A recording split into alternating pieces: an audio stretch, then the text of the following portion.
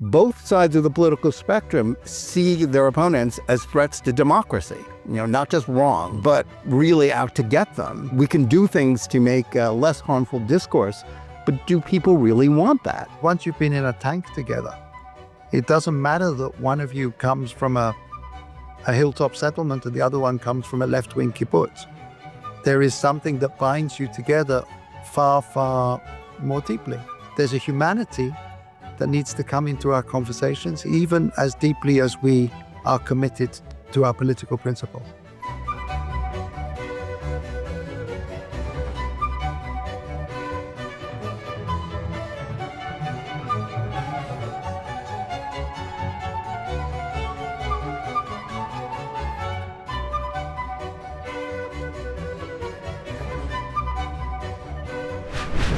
This episode of Think Twice is sponsored by the Jewish Future Promise, ensuring a vibrant and thriving future for Jews and Israel. Hello, and welcome to Think Twice. This week we have an interesting conversation for you with former Israeli diplomat and international lawyer Daniel Taub, the author of a new book about discovering the Jewish art of constructive disagreement. But before we start today's program, I want to remind you, as always, to like this video and podcast, subscribe to JNS, and click on the bell for notifications. Also, you still don't have to wait a full week for more of our content. There is a Jonathan Tobin daily podcast where I share more news and analysis with you about the most significant issues we're facing today. You can find the Daily Show under Jonathan Tobin Daily on the JNS channel, wherever you get your podcasts. And now to today's program. In the age of the internet and politically bifurcated societies and national conflicts which may not allow for compromise, is constructive disagreement, a concept that is at the heart of traditional Jewish religious study, even possible? I'll confess that I'm far from confident about it. As some of you may know, I participated in a traveling public program with a politically liberal colleague from 2016 to 2019, in which we debated Jewish issues like the two-state solution and how to think about Donald Trump all over North America. We always ended it with an exhortation from both of us to try to remember that both as Americans and Jews, we still had more in common than the things that divided us. I believed it at the time and still think it an idea to promote. But after the COVID pandemic, the 2020 and 2024 elections, January 6, the attempts to jail Trump, and so much else that impels both sides of the political spectrum to view their opponents as threats to democracy, I'm not so sure about it in an American context. I'm just as skeptical about the ability of Israelis to hold together, even in wartime, after the debate about judicial reform and the one that is going on now about whether it is more important to ransom hostages and therefore empower Hamas, or if the priority should be to defeat the terrorists and ensure that the tragedy of October 7th can never happen again. Similarly, what kind of constructive dialogue can there be with people who are indifferent or actually supportive of the efforts to allow the perpetrators of October 7th in Hamas to prevail, let alone those who are openly advocating for the destruction of the State of Israel and the genocide of its people? Still, there are ways to work toward both more honest debates and viewing political discourse as something other than a zero-sum game, and traditional Jewish Talmud study does provide an example of how that might work. One person who has done a great deal of thinking and studying about this question is Daniel Taub, and we're pleased to have him with us today on Think Twice. Born in Britain, Daniel Taub made Aliyah and became a lawyer and diplomat representing Israel in various peace negotiations with the Palestinians and serving from 2011 to 2015 as the Jewish state's ambassador to the United Kingdom. A professional mediator, he's also written for the Israeli TV and theater, as well as the British stage, and is the author of Parashat Diplomatit, a collection of diplomatic insights on the Bible, and the newly published Beyond Dispute, Rediscovering the Jewish Art of Constructive Disagreement. Daniel Taub, welcome to Think Twice. Thank you. Well, thanks for taking the time to join us today. I want to start by asking you what specifically led you to write this book now. What is it about public discourse, whether the give and take of politics or on the internet and social media that impelled you to look to seek a solution to help people get along better and to speak in a little more, in a way that is more constructive argument? So thank you, Jonathan. Sometimes it amuses me that people say, what gave you the idea of writing a book about difficult conversations? I feel like saying, I come from Israel. Have you ever visited Israel? And, if anybody was in Israel before October the 7th, they will remember that the society was about as divided as it has ever been. We really did have, unfortunately, very toxic debates. At the time, I was helping prepare a course for universities on issues in Israeli democracy. And I was behind the one-way mirror of a focus group. And I was listening to these young people who were really having a hard time finding common ground on all those terrible issues that divide us, until one of the students said, I hate talking to people who disagree with me. And that seemed to be the only thing that people could disagree on. And actually, as I mentioned in the book, I had an unusual experience. Although most of my life has been a negotiator, I also volunteer in a community mediation center. And I was mediating a dispute between two Arab residents of East Jerusalem. And it was getting very heated. And my co-mediator, who was an Arab sheikh, said, do you mind if I depart from the mediation protocol? And he stopped speaking as a mediator. He stopped speaking in Hebrew. He started speaking in Arabic as an imam, as a religious leader. And he was channeling a sort of spirit of sulha, from the Muslim tradition. And the change in the atmosphere was absolutely remarkable. And it made me think that actually sometimes those traditions that we think can only divide us may have the potential to bring us together. So I started looking into our Jewish tradition and thinking what tools we may have, in a history of several thousand years of constructive conversation, disagreement.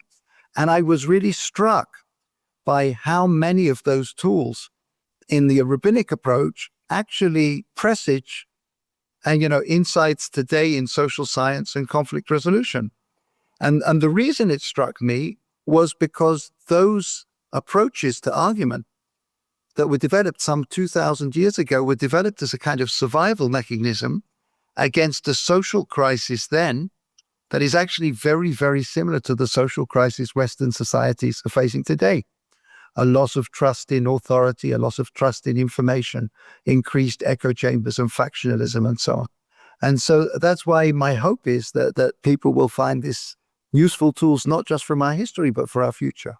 Yeah, in your book, I was very struck by the way that you discussed the origins of the Talmud in the aftermath of the destruction of the temple and what was then a very deeply divided Jewish people, which is a good reminder to today's Jews that we've been here before in terms of division.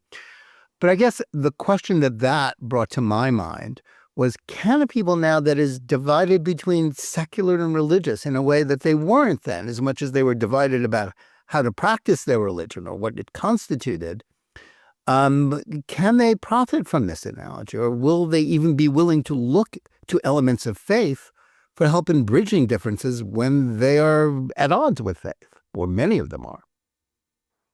So first of all, it's a good reminder that actually the Jewish people, if we go back a couple of thousand years, was far more divided, actually. Yeah, and things were actually much worse than they are now. Right? Yeah, and things were actually much worse then than they are now. So there's some small comfort. But actually, I don't think that the approach that I'm suggesting is a faith-based approach. I think it's an approach that looks at our tradition of argument without necessarily, one of the points that I make in the book is that one of the underpinnings of this approach was a radical reimagining of what the idea of truth was. And the notion that truth comes down on high, with firebolts is a very biblical approach. But the Talmudic approach is very, very different. And there's a striking rabbinic legend that talks about how God took truth and cast it to the ground, and it broke into thousands of pieces, shards.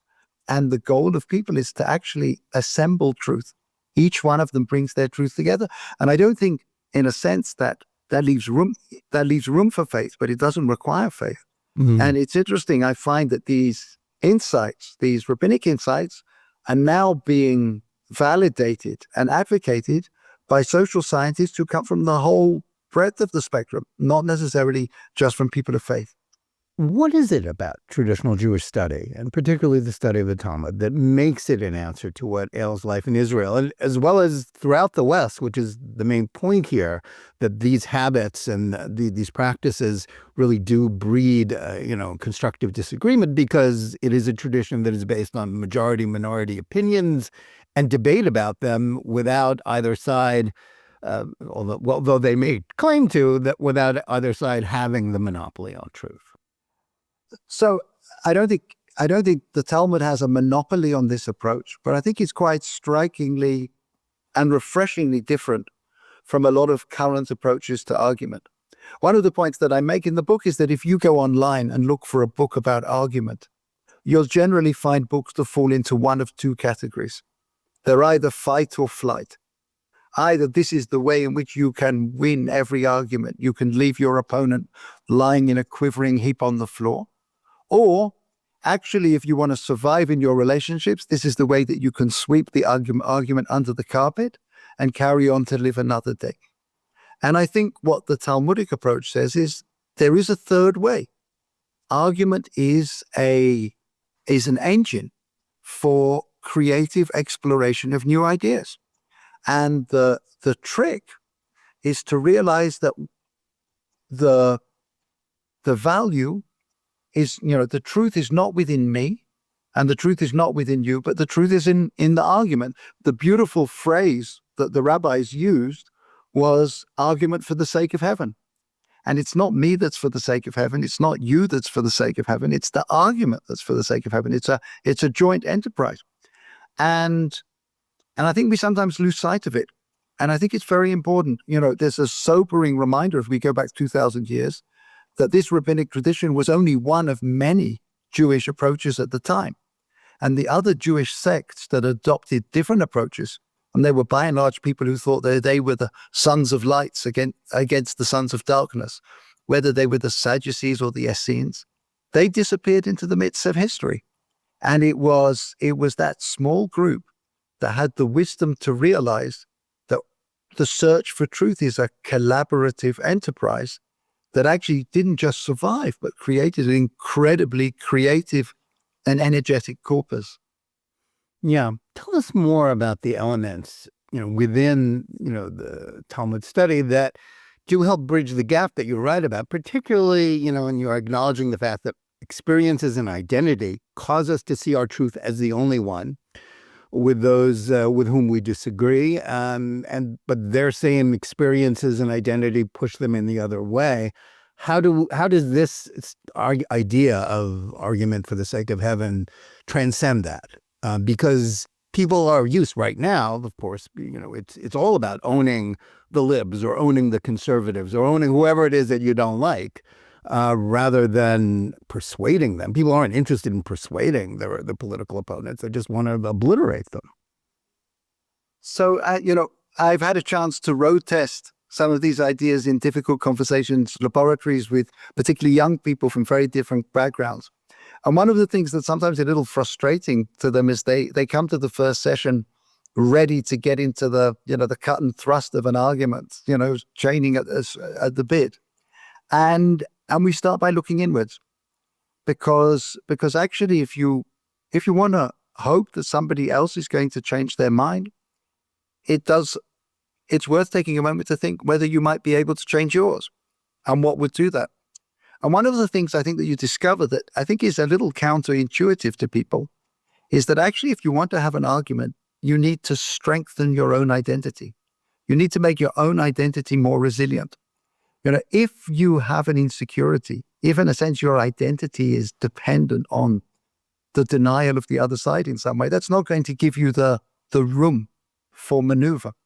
So there's a wonderful phrase that the social scientist Adam Grant uses that I think captures this spirit. He calls it confident humility. You need to come from a place of confidence about your identity, but you need to be humble about your specific positions on a particular issue, because they really are a work in progress. And, in the book, I bring some examples, both from the Talmud and from contemporary life of people who had this extraordinary ability to say, this is what I've thought for many, many years, but I am prepared to actually go back on that. There's a wonderful rabbi in the Talmud who basically, chucks his life's work. And when his students are appalled at him, he says, in the same way as I received a reward for the elucidation, so I will receive a reward for the renunciation. And I think that kind of confident humility is the secret. So that's a lesson about looking inwards. I'll say a word about the way that we think about our partners as well, because I think it's also very relevant. I think the attitude that you were describing, which sadly reflects many people's approach to argument today, really views the other side as an adversary and comes close to demonizing them. And I think if you can reframe that thinking to realize that they are actually a partner. Daniel Kahneman, the Nobel Prize-winning, economic psychologist, talked about his partnerships with people who he disagreed with, and the research that they would do together to find out who was right. And he called it adversarial collaboration. And to my mind, that is the best translation of the traditional Talmudic approach of studying through Chavruta, which is that we are going to spark each other. We are going to create a ladder together. And, often we make the terrible mistake of, in arguments, doing what's called straw manning. Straw manning is deliberately picking a weak version of the other side's argument that we know we can easily knock down. But if you think about it, that's really like choosing to practice with a weak sparring partner before a big fight. And what we should really be doing is steel manning. We should be choosing the strongest possible argument. Again, there's an amazing story in the Talmud of a rabbi who loses his study partner, and his students bring him another one who is very brilliant, but agrees with everything that he says. And he loses his temper. He says, what, you think I don't know that I'm making a good point? Unless you disagree with me, we are not going to increase knowledge in the world. So I think learning to look at our partners in that way, as our disagreement, as a way of building the rungs of those ladders, is an important part of the approach. Yeah, I think that's very true. And I'll just share with you. Please. I took part in what I think was kind of an interesting experiment that goes with what you wrote about from 2016 to 2019 with a liberal Jewish journalist who was a longtime colleague and friend. I did what I guess you'd call a debate program that we did literally about 70 times all across North America, debating Jewish issues, two-state solution, what do you think about Trump, the range of issues. And the point of, the conceit of it is that we would disagree, as we did, civilly. We would joke, we would laugh with each other, we would, probe each other's opinions. And then in the end, each of us in our own way would sort of give a conclusion about how, okay, you've listened to us for an hour and a half. Now let's remember that what unites us is what is far stronger than what disunites us, what divides us. And everybody liked hearing that. But the truth is, I'm not sure, it's now 6 years since we stopped doing it. It's sort of, I'm not sure I could go out and do that because, frankly, Americans and Jews are much more divided than they were even then. And then we thought we were very divided. And of course, the way people reacted to the program was also interesting because sometimes they would tell us, well, you guys don't really disagree. And we would say, what are you talking about? We disagreed about everything. And but what they were reacting to was the tone. They were used to thinking that disagreement involves screaming at each other, calling each other names, or basically trying to kill each other. Civil disagreement wasn't really considered disagreement anymore. And, which was interesting. But it also, we didn't solve the problem, obviously, but I'm not sure whether I could even get away with trying to do that now in the same places where we spoke a few years ago, just because people are so much more angry at each other. Here in America, and I think in Israel too, both sides of the political spectrum see their opponents as threats to democracy, not just wrong, but really out to get them. And that's very hard to overcome, even though, what you discuss in your book very eloquently talks about how, we can do things to make less harmful discourse, but do people really want that? So first of all, bless you for doing that when you did it. I think it's an extraordinary model. And, I think you and your dialogue partner deserve Let's give enormous credit to him, J.J. Goldberg, former editor of the Forward. Wonderful for having done it. And I think it's also true, as you note there, that one of the questions that we need to ask ourselves is, are we ready to have this argument at this time? And there can be situations where I think it's a very Western notion that,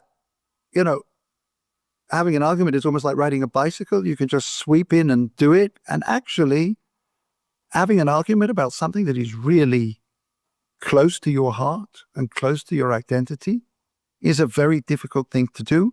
It needs an awful lot of preparation. You need to be ready. The relationship needs to be ready. And I think this assumption that you can just dive into it is something that's, misleading and needs to be revisited. But having said that, I think there are a number of things that can make that kind of conversation easier. And, just to give two of the tools, and there are many in the book, but I think that are particularly relevant in that case. So the first is to be open about your sources, to be open about the places that have influenced you. When we go into a conversation, we're not really going in alone. We're going in with an awful lot of data points that have come from different places. And it's striking the importance the Jewish tradition places on owning up to your influences and your sources. The rabbis actually say that owning up to your sources is one of the ways to bring redemption, which is a sort of very striking statement. But I think that actually going into a conversation and saying, look, here's my views, I believe them, but I want you to know that this is where I'm getting a lot of my data from. And inviting the other side to do the same is a way of recognizing that, each of us is not entirely fully formed. And the second thing, often we have our conversations, our difficult conversations in a single register. And it's almost like trading talking points. And we miss out an awful lot on our humanity when we do that. And I think a good way to start is to tell the story of what has shaped our thinking about these issues. Before I get into the bottom line policy recommendations, often when I speak abroad, particularly if I speak about Israel, parents will take me aside at the end of a lecture and say, what do I do about my children? I can't speak to them about Israel and so on. And I have a number of recommendations that I make to them, and I make them with some hesitancy because families are complicated and you never know what's going on there and so on. But one of them is to start talking about the stories that have shaped your thinking. And I can imagine a conversation in which a child would get an insight in what it is for a parent to grow up in a house where there is always a packed suitcase under the bed. And a parent might get a little bit of an insight into what it is like to be on a college campus where you have a Lebanese or a Palestinian dorm mate who is constantly on the phone back home to find out what is happening. And I don't think that would necessarily change your voting pattern or your policy prescriptions, but you might find it enlarge your heart a little bit and pave the way to a different kind of conversation. Yeah, I think that's very true. And, I was struck by the truth of many of your recommendations, particularly those of the importance of telling stories and even humor. But, so much of humor today, certainly in the United States, is kind of partisan. It's sort of pointing at the other side and making fun of them. I think that's probably true in Israel to some extent too, when it's in a weapon of partisan disagreement as much as something that unites people. But of course, the sources or the problems, because when you're discussing how people relate to each other about political issues, we are bifurcated societies. People read, listen, and watch different sets of media. So how can they possibly? We're not all reading, the same text of Gomorrah and trying to figure out. We're reading completely different things and then coming at it with the completely different frames of reference, which makes constructive disagreement rather than just warfare much harder even within societies. So I think it's hard for that reason, but I think it's hard for other reasons too. I think there are certain types of muscle that we haven't exercised in a long time. I mean, it's interesting. If you speak to a young kid who is studying Talmud and ask him to summarize what he has learned, he will do something that will come natural to him, but is very strange to people in the West. He will recite what in Aramaic is called the shakla v'taria, the to and fro of the argument. He will tell you what one side said, then the other side said, and he will capture all of the different points that are made in the argument. We are so focused in our argument on who got the slam dunk or who got the bottom line that so much of that argument gets left by the wayside. And simply, Daniel Kahneman, who I mentioned earlier, he used to advise business leaders, you should keep a decision journal. Because when you discuss an issue, maybe the points that are made will be relevant for tomorrow or for a different day and so on. So I think that's a kind of muscle that we've lost sight of, that we actually need to exercise. The other thing is when we're talking about those difficult conversations, I think that in the first instance, we shouldn't be focusing on trying to change anybody's opinion, but we should be starting off just to make sure that we actually have a decent understanding of what their opinion is. Because sometimes we're off the mark. Sometimes we're invited onto campuses where there are groups that can't speak to each other. And sometimes the atmosphere is so toxic that you can't do anything. But other times, actually, there is the potential for dialogue. And so a very simple exercise is to ask both sides of an issue to write down on one side of a piece of paper what they think the other side's position is. And just say, correct it for me. I'm not trying to change your mind. I just want to be in a position. I will be a more faithful advocate for my own side if I understand your side a little better. And I think, there are many ways in which we do have to realize that often people, as you say, aren't interested in a genuine conversation. There are all sorts of, political performance art that require something that looks like a debate. But keeping those small bubbles of oxygen where you actually can have a learning conversation, which, by the way, is exhilarating. It's like flying without a net. It's like trial lawyers are usually advised, don't ever ask a question that you don't know the answer to. But my advice in a learning conversation is to do precisely the opposite. Those are the questions that you really want to. I quote in the book an account of an arms treaty negotiation between the Soviets and the Americans that were going nowhere. And at one point, the American negotiator said to the Soviet negotiator, why aren't you showing any flexibility in relation to the things that I'm asking? And he said, the answer he got was, because you're asking me questions that I already have answers to. Why don't you ask me questions that I don't have answers to?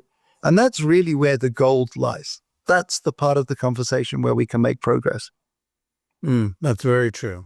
At the heart of the Jewish people is a promise that ensures our traditions, values, and future endure for generations. The Jewish Future Promise is a movement I endorse. It is a moral commitment to securing that future. By signing the promise, we commit to keeping Jewish life vibrant and thriving for the next generation. Join me in shaping the future. Make your promise today. Sign the promise. jewishfuturepromise.org/sign the promise.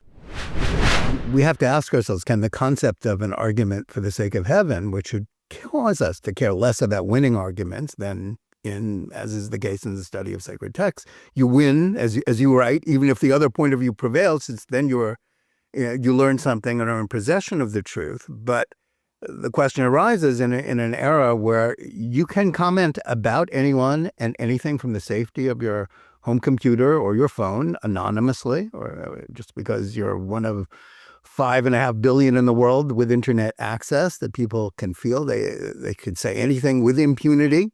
That changes the dynamic, though, doesn't it?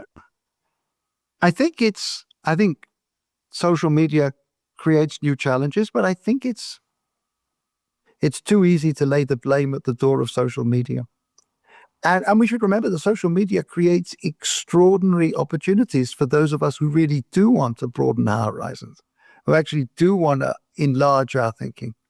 If I want to test my thinking, if I want to find somebody intelligent who disagrees with me and can actually challenge my thinking, it is so much easier today than it would have been in the past. Particularly if I'm growing up in a like-minded community. I think, at the better end, social media is an extraordinary potential.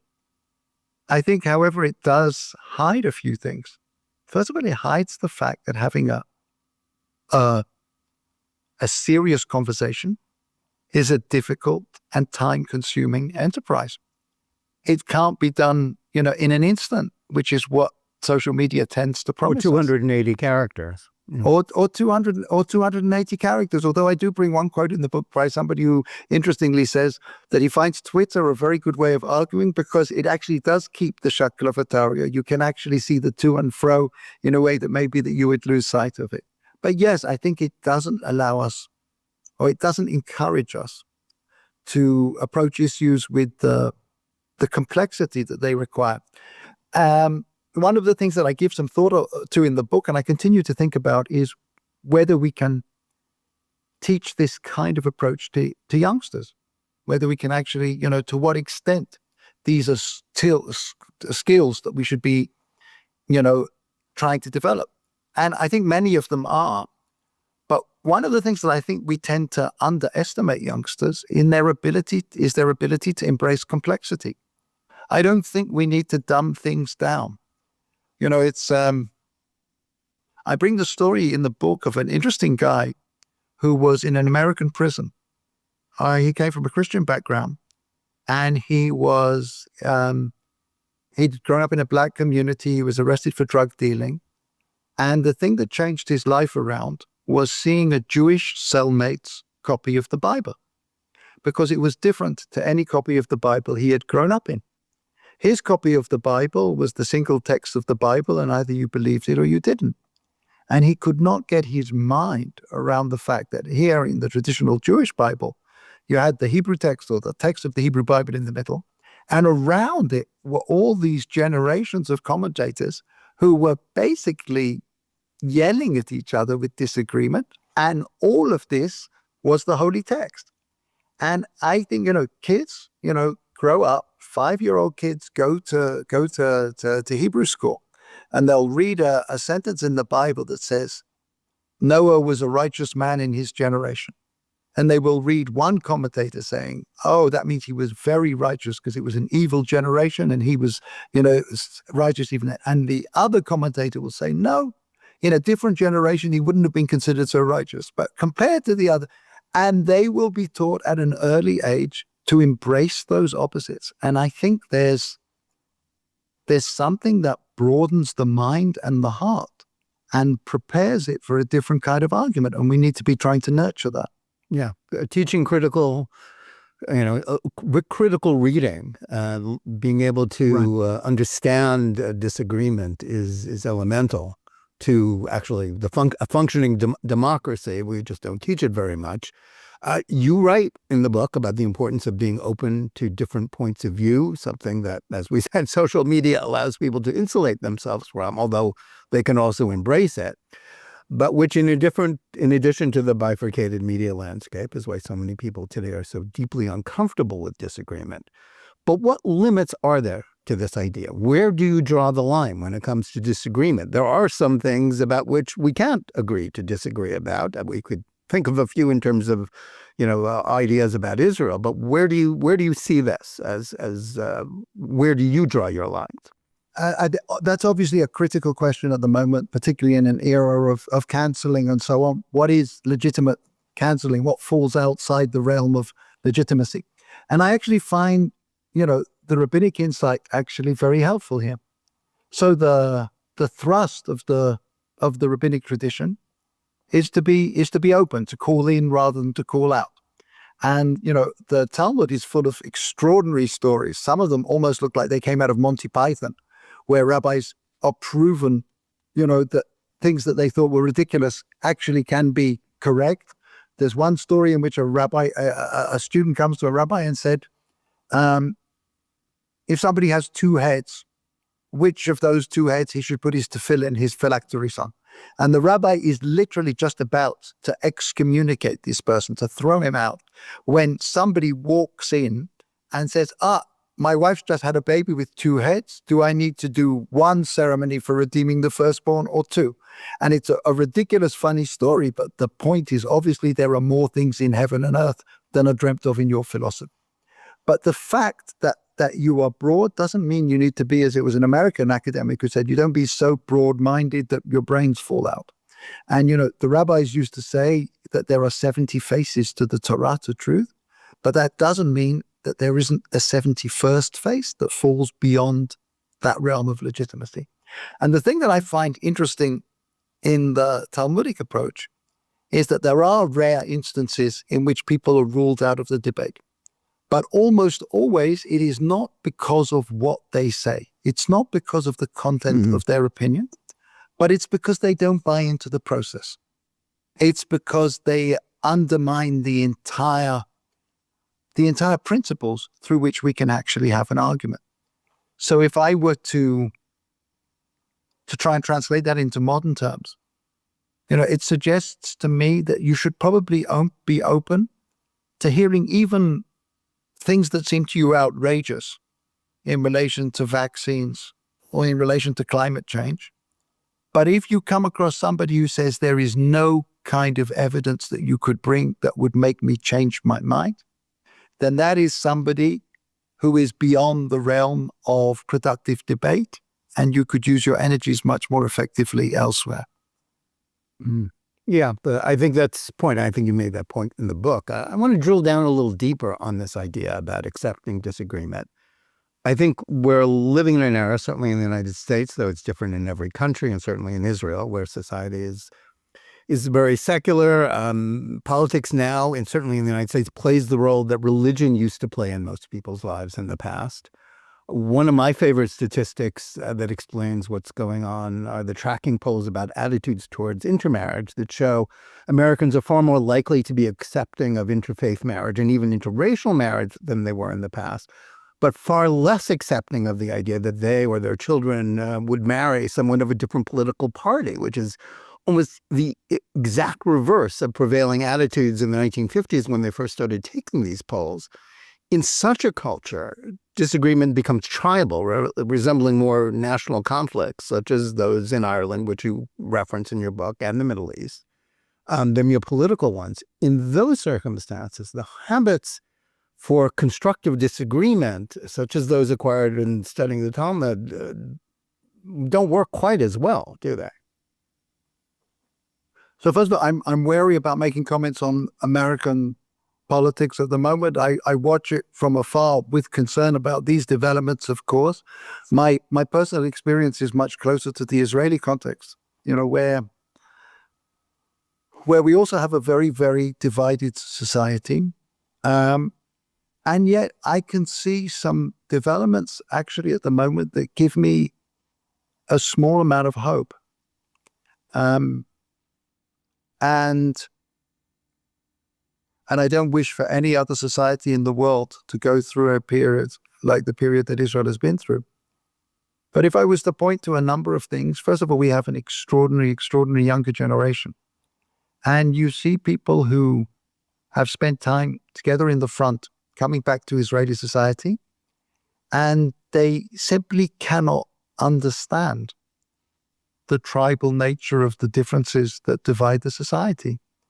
Because once you've been in a tank together, it doesn't matter that one of you comes from a hilltop settlement and the other one comes from a left-wing kibbutz.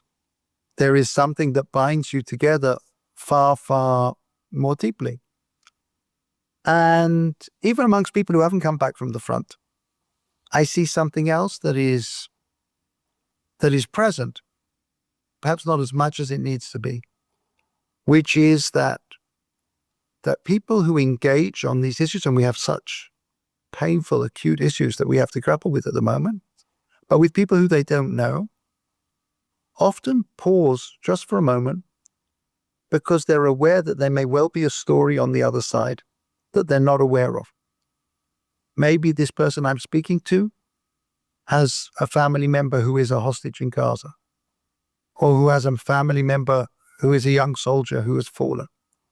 And I think in that brief moment of pause, there is something very, very important happening that says that, there's a humanity that needs to come into our conversations, even as deeply as we are committed to our political principles. Yeah. Well, your work centers on the concept of constructive disagreement, and it's not a how-to book or suggestions for compromise on specific issues. But now that I have you here, after having read it, I have a couple of specific questions. And the first is about the political conflict in Israel, which is a context sport even in the best of times. How do we bridge the gap between those who see, for example, the government's judicial reform proposals as anti-democratic and attempt to impose an authoritarian model? Well, supporters say it is democratic, and that it's the opponents that are the ones that were seeking to thwart the will of the electorate. It's all well and good to tell people to listen to each other and to try to understand another point of view, or even pause and ask questions about how they came to it. In principle, but when both sides think their opponents are gaslighting them. And the same applies to American debates about who is the threat to democracy, which is a constant refrain from both sides right now. The argument, is about something else. Where does the path to constructive disagreement come then? So first of all, I should clarify, and obviously I hope people will be interested in reading the book, but I wouldn't like anybody to buy the book because they think it's going to offer a solution to the political issues that are dividing society. And, I have views on those. I think it might be confusing for me to bring them into this conversation because it's a different kind of conversation.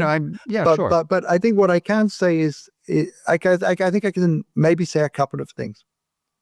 So first of all, I almost feel that what we need to do in Israel is not so much build a bridge between the two sides, but almost build a bridge between this extraordinary younger generation and positions of authority. The more I spend time, and I have youngsters who have spent a lot of time in the army and so on, but they and their friends, and they come back and they're committed to social change and social improvement. And I'm just trying to think, how do we get these people into the driving seat? I'm actually, the more I spend time with them, I'm very optimistic for the future of Israel, even though the path between where they are and where the positions of authority are at the moment sometimes look a little bit murky. So I think that's one thing.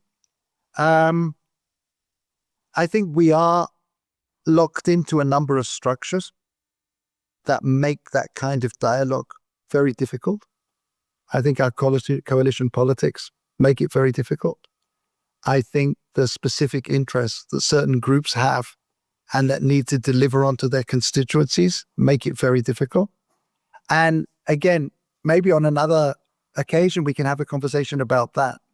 But what I would do is I would say that to me, that highlights the importance of trying to identify places where we can have a different kind of conversation. And there are a number of things that different kind of conversation will make it more likely to succeed. And the first one is to have it offline. To have those conversations publicly when your constituency is watching you and sort of checking off, sort of the tribal to-do list or to-say list is going to make it very difficult. And the difference between conversations that I've had with negotiating partners when it's been for the record and those late night conversations that you've been able to have when you know that you're not going to be held accountable and you can actually explore areas that maybe you wouldn't have thought about differently. I think we need to cherish those spaces and we need to try and find a way of nurturing more of them. Yeah, that's very well said. Now, the other question that kept popping into my mind as I read your book concerned your own diplomatic record and your history of working on diplomacy for Israel. You write of times when establishing some connection with your counterpart, whether it was Palestinian or Syrian, and some when that wasn't possible, though you usually avoid details about the exchanges as this isn't a diplomatic memoir. You do cite Lee Blessing's play A Walk in the Woods as an example of establishing such connections. J.T. Rogers' play Oslo, which you don't cite, is another example. As you look back on your own diplomatic efforts in which you participated, do you believe that the other side genuinely wanted peace, or at least a version of peace that wasn't mutually exclusive to an Israeli idea of peace?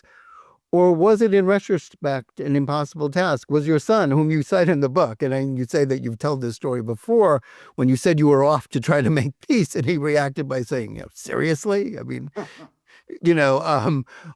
was he right? I think, as much as efforts for peace are always laudable, was in the end, was it as futile as he seemed to think it was? So first of all, I think we need to recognize that in the same way that genuine conversations are rare, genuine negotiations are also rare. A lot more time is spent in the negotiating room than is actually spent in real negotiations. Sometimes what people are interested in, what leaders are interested in, is more of the process than of the peace. To say that they did it. Or to say that they're doing it, or to enable other things to be happening at the same time. There's a wonderful saying amongst diplomats, which is, you can change my opinion, but you can't change my instructions. And, so the room for maneuver. But, we so insist that we are not monolithic. It would be a mistake for us to try and assume that the other side of the table is monolithic. Clearly they're not. But I have had moments, and I do talk about them in the book, where I realized that the gaps were maybe not as large as we like to think. I mean, one of the points I make less in terms of the negotiations was when I used to be a spokesperson for the government. If I had a moment before the interview, I would think of two people, have them in my mind as I was being interviewed. One of whom was a friend who had lost a daughter in a terrorist attack, and the other was a Palestinian counterpart in the negotiations.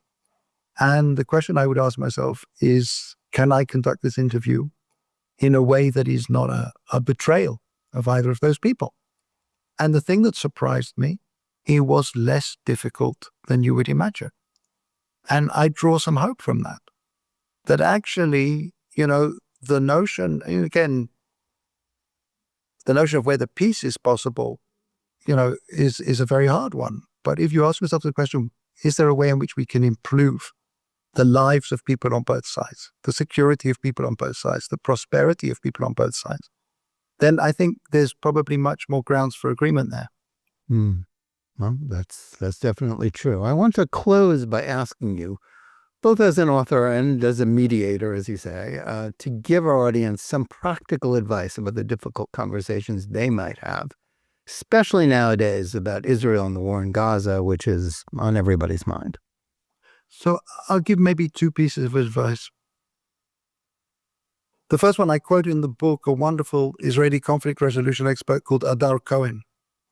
And he talks about the difficult conversations you have with people who are close to you.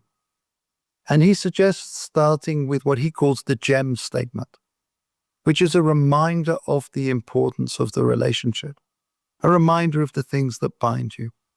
If you are having a conversation with somebody who's close to you, begin by actually explicitly recognizing the importance of that relationship and putting it front and center. And then the second thing, which I have to say is not easy, but it would be thinking about what a learning conversation would look like. If we were to try and map out sources of information, sources of insight that could actually serve both of us, who would be the 5 people that we would most like to hear from that could actually broaden and deepen our understanding?